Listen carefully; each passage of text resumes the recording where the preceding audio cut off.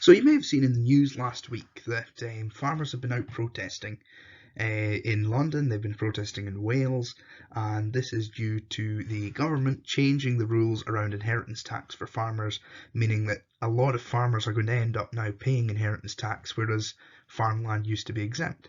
So I've put together this video to kind of explain what the problem is here and why farmers are so angry, and also give a background into farming to kind of put it in perspective as to why charging a massive inheritance bill to farms would be a terrible idea. So first of all, why are the farmers so angry? Well, Labour has repealed long-standing agricultural relief on inheritance tax that means that family farms avoid losing large quantities of their farm upon the owner's death. This move now means that a large proportion of farmers will end up paying hefty inheritance bills, which will often lead to the sale of the land. So as you can see here, this is farming in Scotland, a kind of breakdown of what the land is used for in Scotland. So the dark green would be the most kind of fertile ground, so you'd be able to produce most crops. Obviously in the north of Scotland it's mainly just barley and maybe oilseed rape, but you can maybe produce more wheats and different cereals down south. So in Scotland there are 51,000 farms in total, but that also includes crofts and small holdings, which would make up a good chunk of it as well, being kind of what we call hobby farms or personal, you've got a few acres and you have some animals there. The industry supports 67,500 Scottish workers, and it supports 462,000 across the UK. That's the most recent date I could find. 85% of farmers, this is a shocker, 85% of farmers are 45 and over, and 35% were over 64, so a third of farmers in Scotland are pensioners.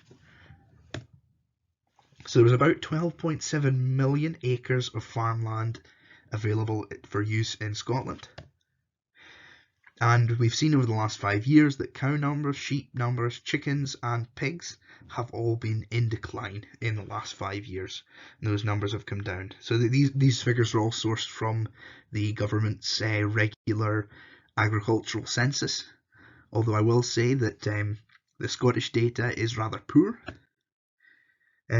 So how has farming changed in the last kind of 200 or so years that it's been industrialised? So most of these figures are for England and Wales, you'll have to excuse me, but Scotland is not very good at producing reliable, consistent figures. So as you can see from this chart, this is farming over the years in England and Wales. And what you can see is a steady decline in the number of farms, a slight drop in the acreage that's being farmed as well, not a major drop, but the size of farms has increased rapidly. Between 1870 and 1980, we went from 80 acres a farm to 150 acres. And between 1980 and 2023, we've gone from 155 to 203. So it's an increase of about 50 acres in size in just 40 years.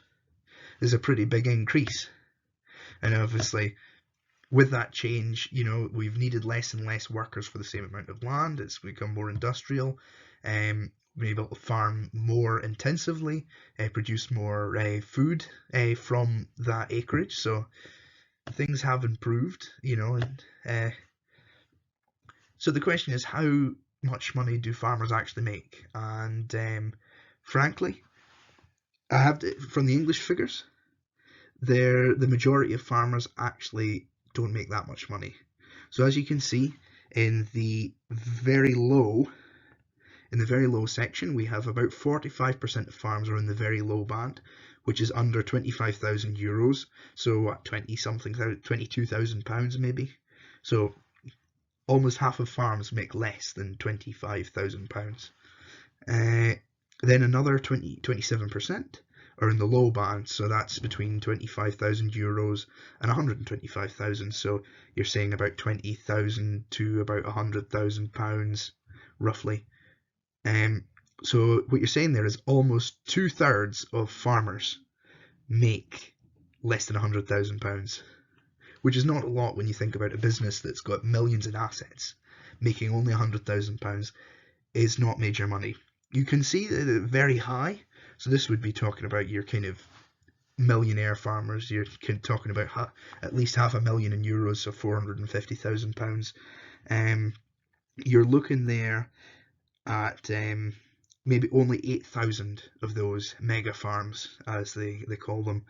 And the striking thing is that these farms produce about 60% of the agricultural output. So a very small number of farms producing a lot of output, factory farms essentially. And here you go, this is the breakdown of where that money comes from. So you can see here that the actual income from agriculture shot up in the last few years, and that is due to COVID and the war in Ukraine driving prices. They have plummeted back down again. I can assure you this year, not making as much money this year. You can see that the direct payments, so that's government grants, start to take a nosedive in recent years, and that is because the government is phasing out all farming support in terms of grants and loans and things.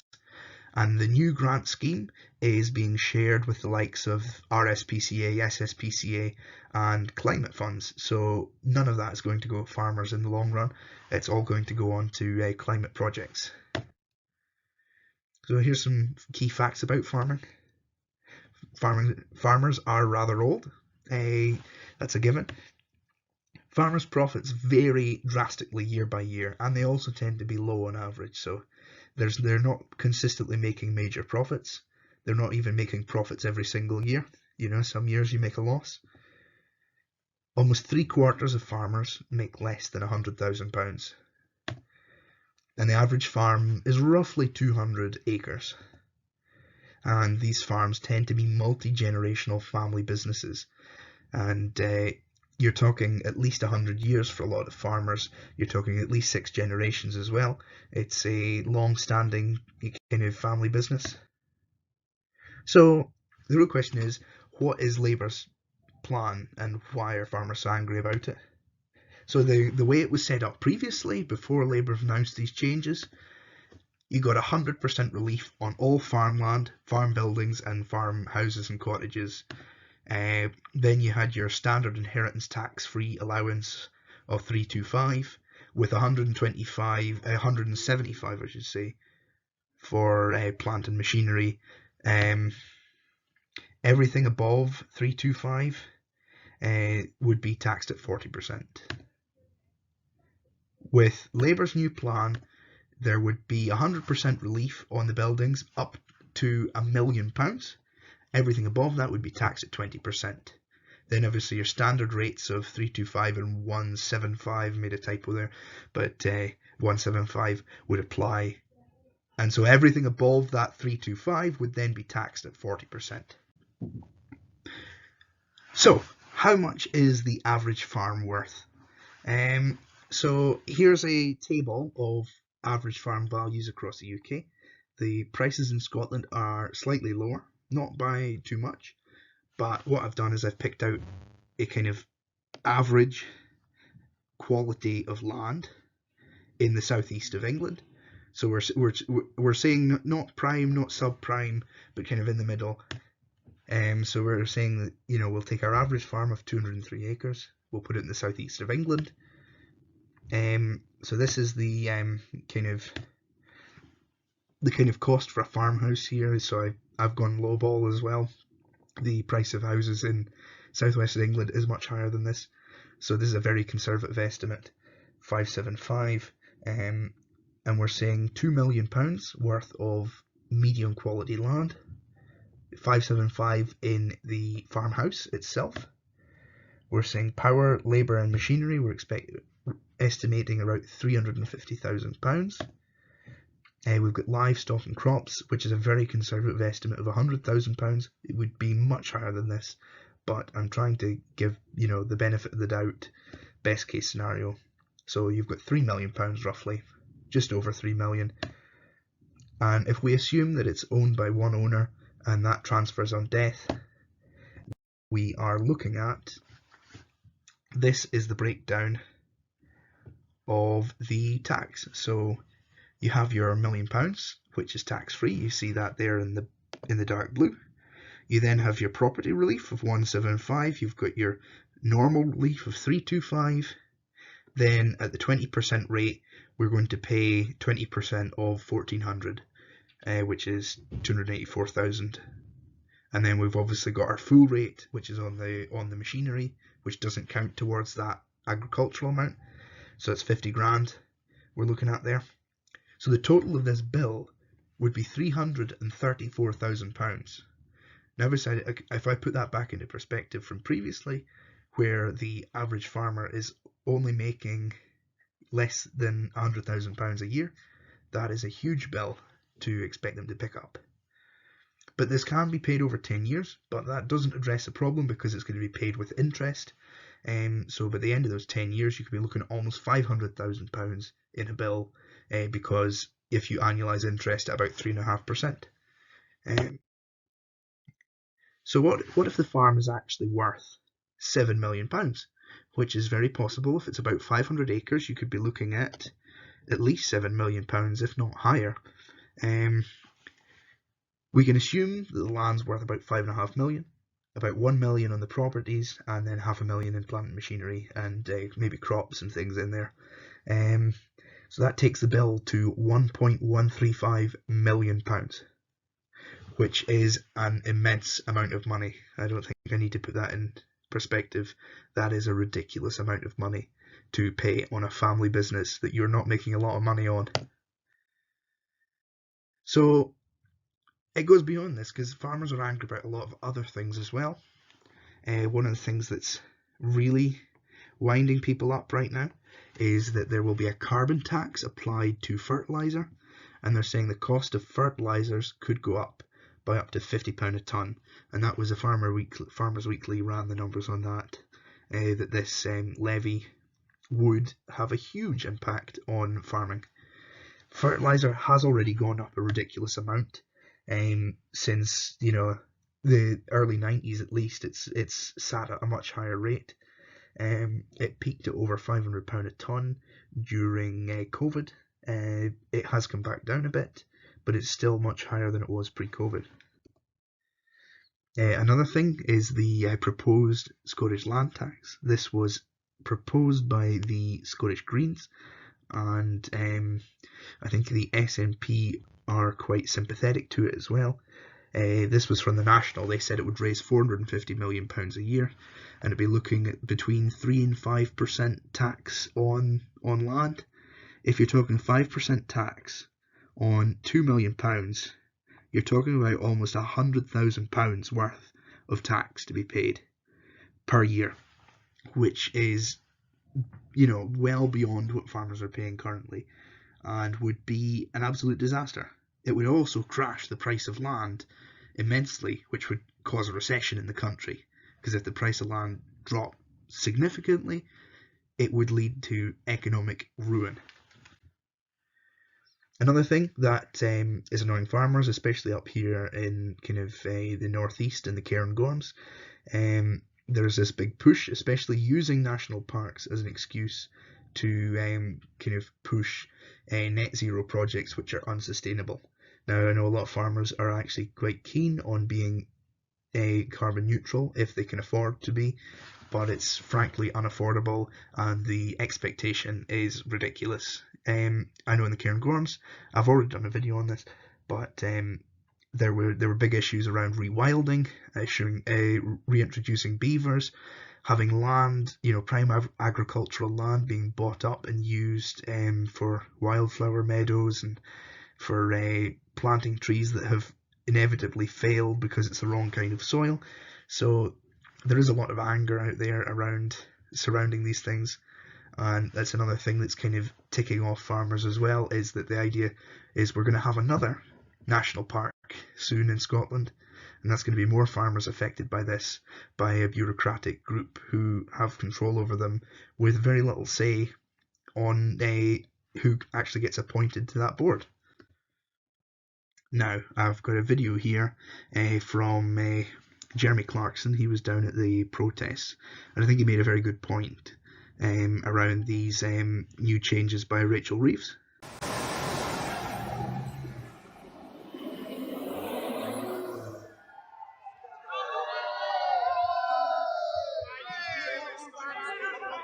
I'm here to support the farmers. It's that simple. Because they need all the help they can get, really. But you oppose what the government's proposing? Oh, God, yes. I mean, as I've said in the past, if she'd have wanted to take out the likes of James Dyson and investment bankers and so on, she would have used a sniper's rifle. But she's used a blunderbuss and she's hit all this lot. It makes a very good point, is that if you wanted to take it, there are those landowners who have thousands upon thousands upon thousands of acres, which is used as a tax dodge and is used for avoiding inheritance tax in the long run. And she could be doing a lot to reduce that. She could have been targeting these laws at specifically individuals of a high net worth or something. I would still disagree with the premise entirely, but she could have done it that way. But instead, what she's done is she's hit the average farmer, she's hit the average working man, and now they're playing a game where they're pretending like they didn't. They're saying it's only going to affect like 500 farms, but that's 500 farms a year. So over 10 years, you're talking about 5,000 farms, which is a lot of farmers affected by it. And I would say it's much more than that. I don't think her figure's entirely true. I think it's really underestimating it. As I understand it, it was a very rushed last-minute decision. And I think, we all make mistakes in life, and I think it's time for them to say, you know what, we cock this one up a bit and back down. That's my view.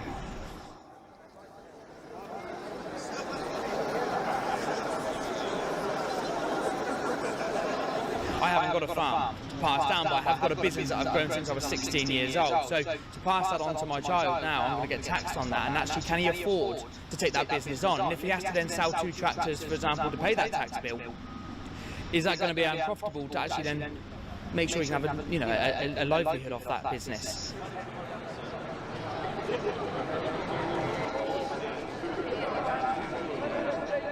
They're so far removed from actually the business of farming and the day-to-day operation, and actually, coming back to Caleb mentioned the business property relief. This isn't just a tax on farms, this is a tax on every small, medium-sized business in the country, which is, the backbone of of Britain's economy.